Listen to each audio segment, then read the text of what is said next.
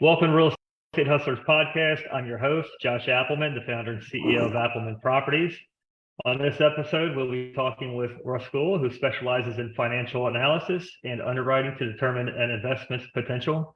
Rasool has a bachelor's degree in computer programming and is certified with numerous financial licenses in the state of Florida. Rasool is the owner-operator of multiple six-figure Airbnb businesses in Miami, and has grown his multifamily investments portfolio by over 10 million in the past year.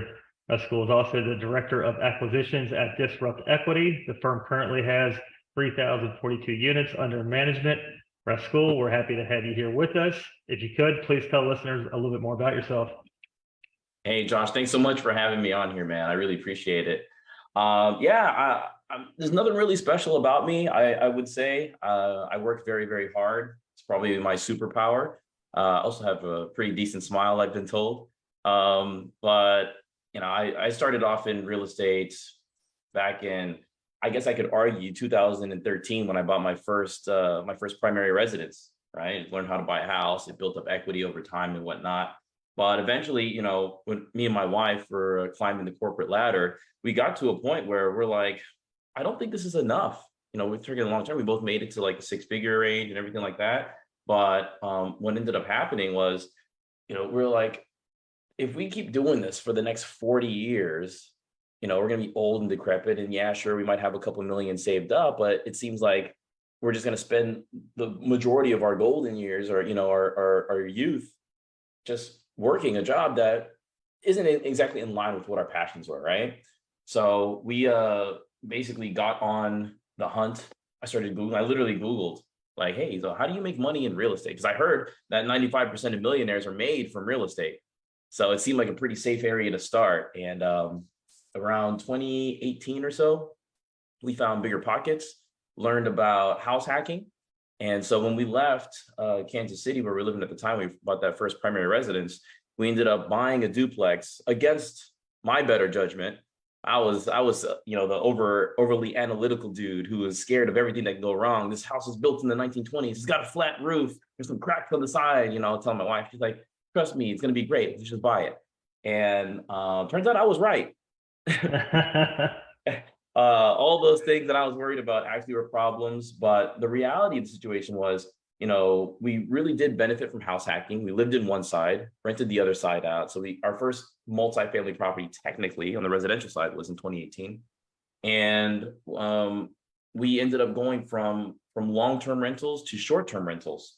And we started with Airbnb, figured out how much money we're making in that other unit. And we're like, oh my God, that's really high. So I said, babe, hear me out. Let's move back in with my mom and dad. Oh, wow. And let's Airbnb both sides of this thing and really crank it up. And we did that. So it was me, my wife, our three dogs at the time, and we were all living in my room that I grew up in. And it didn't last very long, but that Airbnb took off really quickly. And we were making like $70,000 a year just from that one property. Now, because it was so old, because there's so many issues with it and all the things that were happening. Excuse me 1 second. There you go. Because all those issues that were there, guests were just coming through regular use, but it was just overly wear and tear because apparently the deal that we bought was like a lipstick on a pig job, which I learned that term, right, on my first investment property. But so every time something would break, I had to go and fix it. And I go fix it, and two other things would break. And it's just this endless cycle. So we were making a lot of money, but I had to spend probably 3 or 4 days a week at this property, servicing guests and everything like that, because Airbnb and short-term rentals is very management intensive. One of the things they don't tell you when you get into the business, right? So everything was going good. We're, still had our jobs, doing really well there. And, having that Airbnb was like having a third person in the relationship, providing, money and income and whatnot. And we were just, kind of like, just got comfortable in this routine up until COVID happened. And COVID happened, all the bookings stopped, and it was like a blessing and a curse, a double-edged sword, right? Because now no more money was coming in from there, but I had all this time back.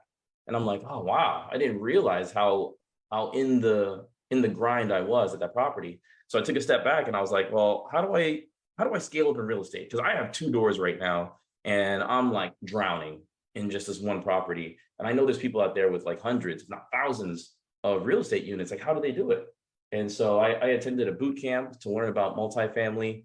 And when I attended those first few days, I was just like, holy crap. It like just lifted up what I thought was potentially like the first expansion of my mindset in as far as, delving deep into real estate.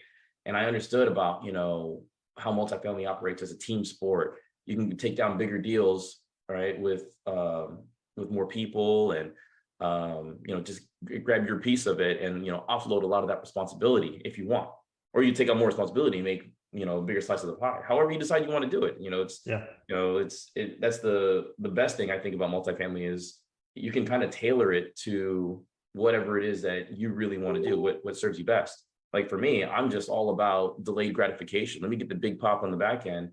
I don't mind giving away a lot of the cash flow to the investors and whatnot. So I got educated. I learned how the business worked. And I set out, I was like, okay, cool. Let me figure this out. Let me apply some of this knowledge that I've learned. The Airbnb was coming back up, it was a little bit of a distraction. So I ended up selling it, which is great because I live in Miami, right? So I bought that thing for $270, sold it for $400 like 2 years later, which a little bit off the top, right? From the height of the market. But I was focused. I was burning my boats. Let me go ahead and trudge down this path of multifamily. And really early on, I figured there's a gap of knowledge that I had, like from the conceptual education that I had to actually applying it in real life. There was something that was missing. And so the easiest way for me to get involved was to invest into a deal. So I did. I invested into my first LP deal back in 2020. And in doing that, I talked to the general partners on the deal, say, hey, look, I know I'm just a limited guy. I don't have any real role, but can I attend your weekly calls and try to figure the ins and outs of the business? And then they're like, yeah, sure. We don't care. And which was very fortunate for me because I found out down the road that a lot of general partners don't like that. They're like, no, we're not here to do all that. We have a contract. They're just very like by the books and everything like that. So, shout out to Lee for letting me come in and be a fly on the wall in these meetings. And what I found was that most of what we do in multifamily is the same thing in the residential side, just at scale. And so it started making sense to me when people say, oh yeah, it's just one more zero, right? Don't worry about going from a single family home to a 10 unit or a 10 unit to 100 unit. You're just literally adding a zero. Yeah. Right. And so once I understood that, I was like, okay, I had like newfound confidence. I'm like, all right, now I'm really, really ready to go and start doing this. So I started searching for deals. And I didn't mention this before, but by trade, I'm a senior financial analyst. So I'm pretty good with spreadsheets, running numbers, calculations, and everything like that. My degree in software engineering gave me a good background in computers and whatnot.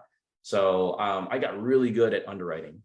Right. I think that's for your listeners. That's one of the first things that I would say is one, get educated.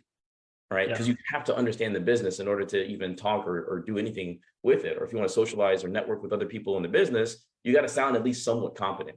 Right. And it's okay to be new. Just don't pretend to be bigger than you actually are. Yeah, speak the language. Yeah. Speak the language is the first thing. And then secondly, figure out what your superpower was. For me, I'm a big math nerd. And in underwriting deals and networking with people, I found out most people aren't actually that analytical, and most people don't like sitting behind a computer looking at spreadsheets for hours on end, right? So that's where I'm most effective. So every time I met somebody in the industry, I would say, hey, if you need help analyzing your deals, man, send them my way. I'll let you know what's a good deal, what's a bad deal, why I think that. This is how I do my market research, all of the things that we're taught to do. And doing that every single day, like I was going from 6 a.m. to like 11 o'clock at night. I'm married, I got a kid, I got a full-time job. So, I work from home for my job. So in between assignments and whatnot, it was pretty, low key, especially during COVID. I was just doing a whole bunch of multifamily work. And over time, eventually I built up a strong enough network of people who were like, man, I really like the way that you analyze these deals. You're very conservative. If you're able to find a deal that works with your criteria, let me know. I'd love to invest with you. And so I was like, cool. Eventually, I found somebody who had a deal They had just finished closing another deal prior to this one, and this was 42 units in Ohio. And they said, we need some capital in the deal. So I said, well, let me take a look at it. Let me run out and see how I can participate. And by the way, I'll mention to everybody as well, raising capital for a deal is not the only thing you can do to earn a piece of the general partnership. Right, you have to talk to the SEC lawyer and learn all this other stuff. But I had other roles out there. I had voting rights, responsible for decision making and dealing with some of the asset management stuff on there. But by and large, my main part was being the point of source for capital for that deal, and I raised all the money on that deal in like a week because of all the work I had done for months before. So the way the timeline works, in June of 2020, or July rather, I attended my first boot camp. I learned how the business worked. By the time October came around in 2020, I invested into my first deal, and I just attended those weekly meetings for a couple of months. And then by April is when I found my first GP deal, and we closed on that one, 42 units. It was like $2.2 million. And we actually already went full cycle on that, 34% returns in about 13 months for my investors. It was awesome. And that was really great when that happened, because that was like, up until that point, I'm only operating on supposedly this is how this thing should work, right? And when those checks started hitting, and I was like almost six figures on that deal in 13 months. I was like, I just made my whole entire annual salary from one deal. And proof of concept, it truly works. Absolutely. And so now it's like everything that I'm doing, I'm just growing in confidence. So after I did that 42 unit, these guys that I was working with, lo and behold, they're acquisition monsters. They had another 48 unit that they wanted to do as a JV. I brought some other guys in with some capital, and we did that one too. So I don't know if you have it in your circles, but they always talk about the law of the first deal. Oh yeah. Yeah, right. So I did a 42 unit in April, and then I did a 48 unit in May, which was pretty awesome. And in talking about those deals and other Facebook groups that I was on, because still in the middle of COVID, everybody's meeting on Zooms and stuff like that. And on the Zoom call, this one lady reached out to me. She says, "Hey, I have a deal. I was hoping maybe you can help me. It's a small deal. You can look at the numbers for me and perhaps raise a little bit of capital for it." I was like, "I'll take a look." And then that's how I got my next deal, an 18 unit. Right, I closed on that one in August of 2021. Nice. Went to an investor networking event in Miami, here where I live, and met a guy who said, "Yeah, I've got a 166 unit I need some help with." So I talked to him, got on that deal, closed that one in September. Did a 121 unit hotel in November. Did my first deal with Disrupt Equity that I run acquisitions for now. I guess I should back up a little bit. I ended up meeting them in Costa Rica at a networking event right around the time I was closing on my first GP deal. And it was funny because I was contemplating not going to that, because I was like, oh, I'm not far enough along. I don't want to show up to this event and be a noob, right? I wanted to at least have some kind of credibility. So I almost didn't even go to that event, but thank God I did go, because I met Ben and Ferris. They were awesome guys. We hit it up really well. I met a former NBA player out there who I still keep in contact with. He's got some gems. He's a big investor and whatnot. I met David Tupin, who's he's got one of the more popular underwriting models that people use. Yeah. As a matter of fact, me and the NBA guy and David Tupin and his girlfriend all four of us were in a whitewater rafting in Costa Rica. So it was like an awesome, memorable experience. And I almost just passed on it because I was scared of being new. Right? It didn't matter. It's okay to be new. Yeah. Just know where you're at, where you're starting, and then figure out how you can add value to somebody else. Right? That's power of the circle. Oh yeah, yeah. Just add value to other people, and be of use so that people want to have you around and utilize you. And I let everybody use me as much as they want, because the only way I can get what I want is by helping as many people get what they need. Yeah. Right. So. Yeah. Meeting Ben and Ferris, I became director of acquisitions right around October of 2021, before I did my hotel unit, my hotel deal. And then I did my 387 unit with them, the Cheval. It was like a giant Class A property. It was beautiful. It was amazing. I was like, my God, look at this. I'm a general partner on this. because I was in the right time, right place, added a good amount of value to the right people. Yeah. And that was the end of 2021. So I took a step back. I looked where I was at, and I remember in 2020, when I first got started, I wanted to set my goals like my stretch goals. Because again, at the time I only had a 2-unit deal. I was like, let me 100x what I currently have. Let me get 200 doors of multifamily by the time I end 2021. And with all the hard work that I did, working, before the sun came up until well after the sun went down, 7 days a week, ignoring friends, family, all this other stuff. I was like I'm on a mission. I got to get That's this what it done. takes. Yeah, and I ended up with 858 doors in my first year in That's multifamily. incredible. That's and that's going into the dark room and just hammering it out. It's Yeah, this room right here, my dungeon. I caught COVID twice from networking events, which was great because those are like 2-week periods where I can only be in this room. My wife would bring me food. I was like, it's perfect. I was like, let me just hammer away networking online anyways. And yeah, I did everything through Facebook, which might be more surprising to people.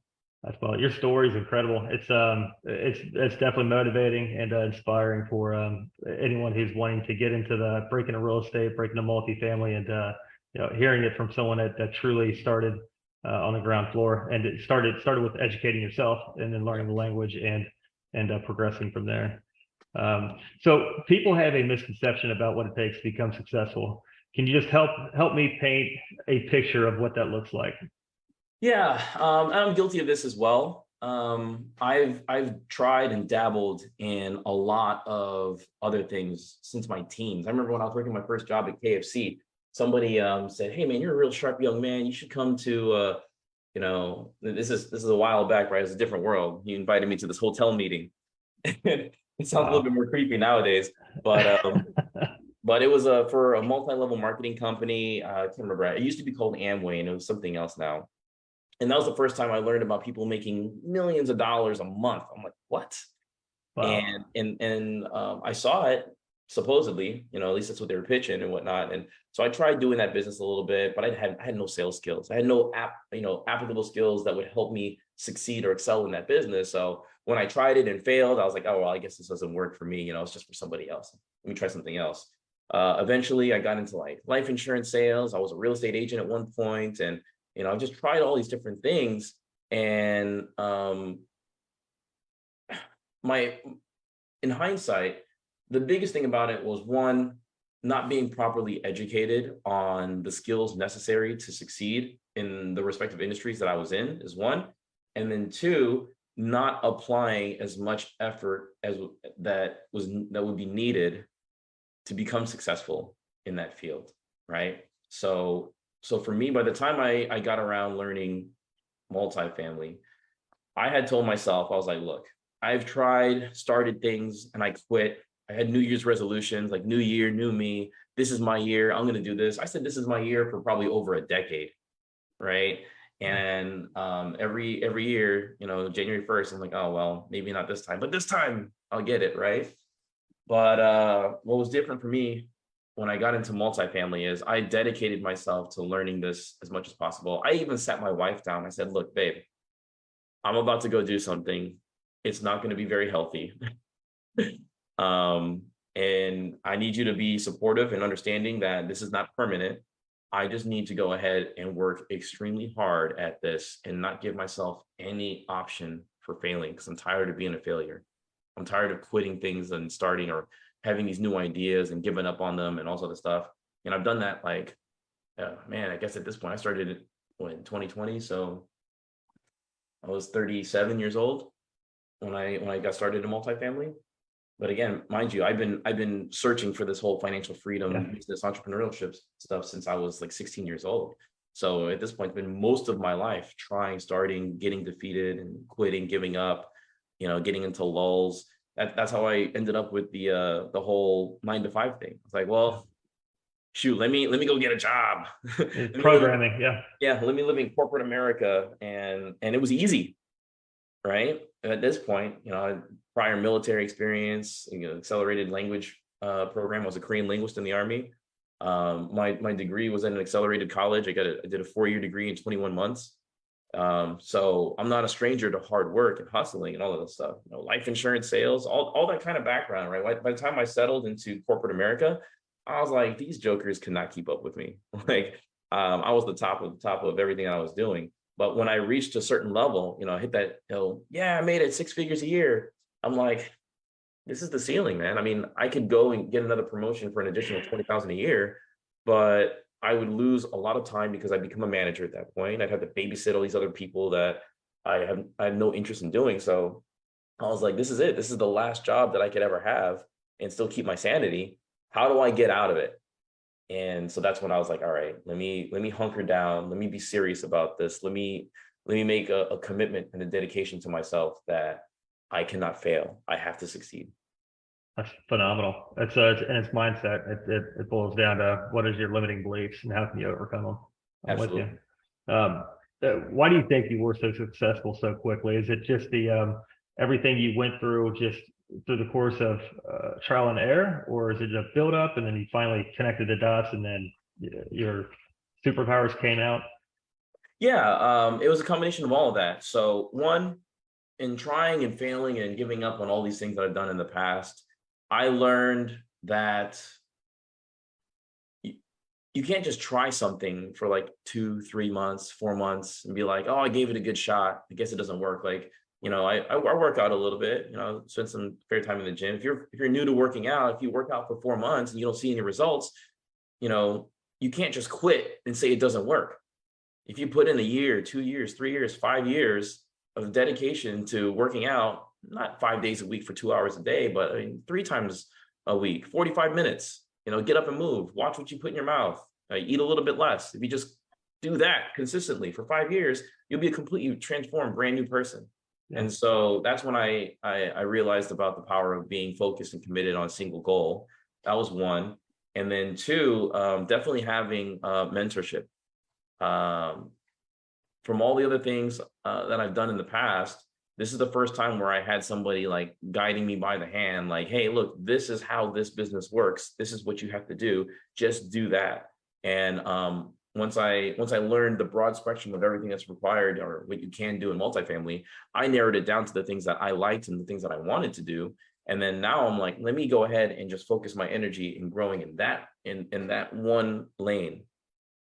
And in the combination of like focusing on my superpowers, what I like to do, what I'm good at, and what other people need from me, that I just kind of put it through like a megaphone and just got it out to as many people as possible. I was a lot more active on social media than I've ever been in my life, in a useful way. Yeah. Right. Because a lot of us, we can sit on YouTube, Facebook, Instagram, just scroll until our thumbs fall off. Right.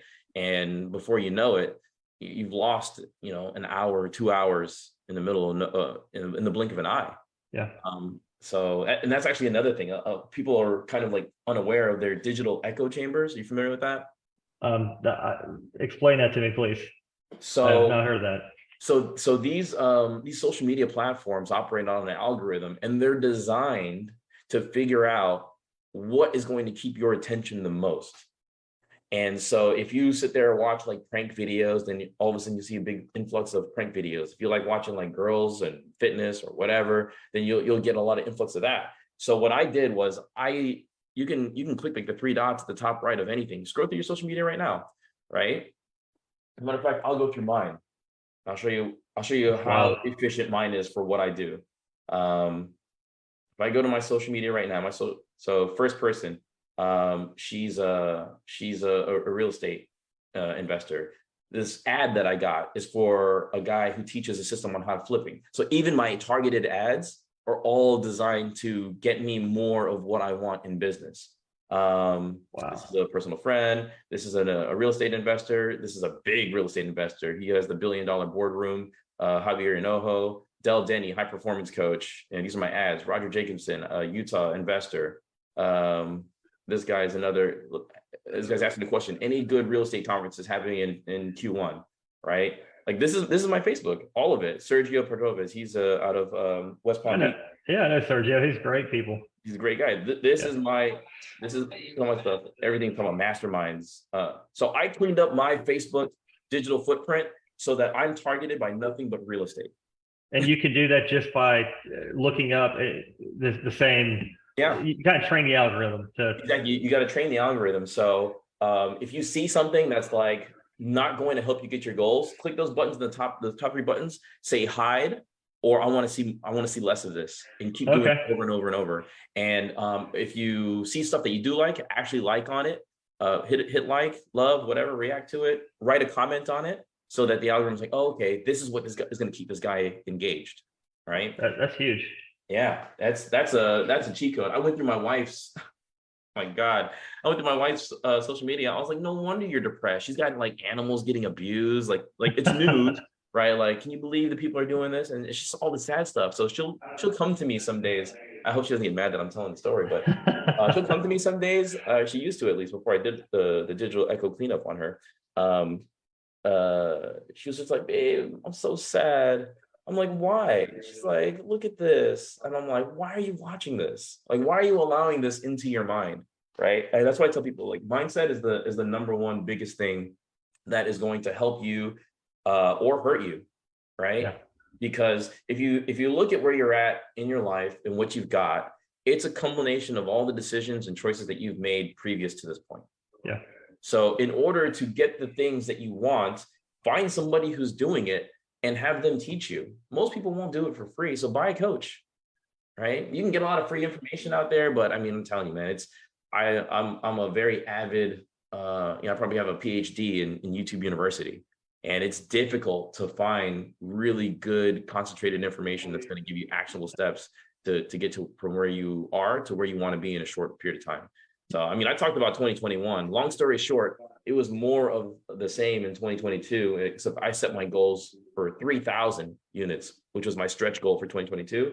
And on December 30th, 2022, about 2 weeks ago, we closed on 260 units, Hollister Place in Texas with Disrupt Equity, and that brought me to 3,042. Right, It's incredible. So there's a lot of power in goal setting and honing your mind and making sure that every single day that you're taking the right steps to move the needle just a little bit more in the right direction. Yeah, there's little actions, breaking down that goal into little bite-sized pieces and moving towards it. That's and eliminating the distractions. Yeah, social media is a huge one for a lot of people. Yeah, and delete the app. If you got to delete the app. That's what it takes. It's I had to do that recently. If those apps take up too much of your time, then that's what they want. They want to distract you. But what are your goals for 2023? My goals for 2023, I'm starting to say it a little bit more out loud now, because I used to be very guarded with what my goals were. I was like, look, let me keep my goals to myself and write it down and be held accountable to myself, right? Keep my journal and whatnot. But this year, my goal is to help 100 people buy their first apartment building. And I've got very big, business partners who are going to help me with my outreach. I'm doing a lot of education on my Instagram at Rasool CRE. So I just want to be able to help as many people as I can, because at this point, like the money for me it's just a means to an end, right? I don't need, like, I'm not super flashy. I buy, it's black tea or whatever. And it's more about just time freedom. Ultimately, I want to be able to live life without having to slave away at my 9 to 5 at a job that I don't like the idea of spending the majority of the rest of my life doing something that I don't really want to do just because I have to pay some bills. Yeah. And absolutely. So now I'm working towards financial freedom and hitting my target number. And I believe that there's a lot of power in empowering other people. So I've had a lot of people reach out to me over the last year and a half or so once they saw me start doing this, especially from where I came from. Like, I grew up in like Cutler Ridge in Miami, if you want to look up where that is, right? And there's not a lot of people who look like me out there buying apartment buildings.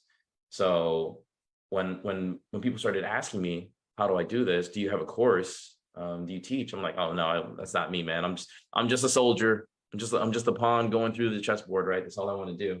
But I feel like it's, I kind of had a little bit of a calling late last year when enough people had reached out to me, and I was like, all right, well, it's like the universe is pushing me in this direction, and I'm going to go with it. I'm not going to fight it. I'm going to do what I can. I already have about 15 students right now that I've been training since November of last year, and it's going really well. I want to teach them everything that I've learned. I want to help them buy their first property, right? I don't want to just buy a property and put them on it. Right. And be like, I don't want to give a man a fish. I want to teach a man to fish or a woman. I love it. And helping 100 people buy their first property this year. I will partner with them. I will bring capital to the deal if it's in a market that I want to be in. I can help with KP. I can do whatever they need. All the pieces that you need, because it's a social business, multifamily. And in order to get all of these deals done, I'm going to bring my network to my students and just give them as much help as they can get, as long as they're willing to put the work in. Right? You can at least buy one. I bought 10 last year. I'm going to show you how to buy one easily. With that, I want to segue just because how can they get a hold of you if they want to learn how to buy large multifamily properties? Yeah, you can easily, if you want, I actually did put a course together. I invested a lot of my own personal cash into it just to be able to, condense all my knowledge. The program is called the Commercial Multifamily Matrix. So you can go to commercialmultifamilymatrix.com. Again, that's part of the whole digital echo chambers, right? So my matrix is going to be based on commercial multifamily. But if you want just to follow me on Instagram, it's at Rasool, Rasoolcre. And I put content out there talking about the deals that I close. I talk about some of the education of how the different aspects work, or you can add me on Facebook. Find me Rasool Mutawakkil. That's Mutawakkil. That is perfect. And I was going to ask a bonus question for the listeners. If they're wanting to break into real estate, what would you recommend that them do to get started? And I think you answered that because you've already got that. Yeah. But also speaking the language and becoming accustomed to how to speak language, how to talk to people, other real estate investors. Yeah, I mean, you are who you surround yourself with. So, I mean, all of the things that I go to now, I don't go to like sporting events. I don't hang out at bars unless it's a networking event. I also host an in-person networking event here in South Florida, Fort Lauderdale, every second Tuesday of the month at Brass Tap off of US 1. But again, it's all on my social media. I post it every month whenever we host those things. Head out to these different events. There's a bunch of stuff happening nationwide. In February, there's a multifamily investor network hosted by Disrupt Equity in Kenny Wolf. They're very prominent real estate investors in the multifamily space. And that's where I found my partners for the 166 unit that I added value to them. And that led to them contacting me for a second deal, which I did also in December. So in December, I closed two deals. I closed the 260 unit with Disrupt Equity, and I closed the 243 unit in Venice, Florida with Equity Yield Group. So, I mean, getting connected and, being a part of an ecosystem of people who are doing what you want to do. That's the biggest thing. That's perfect.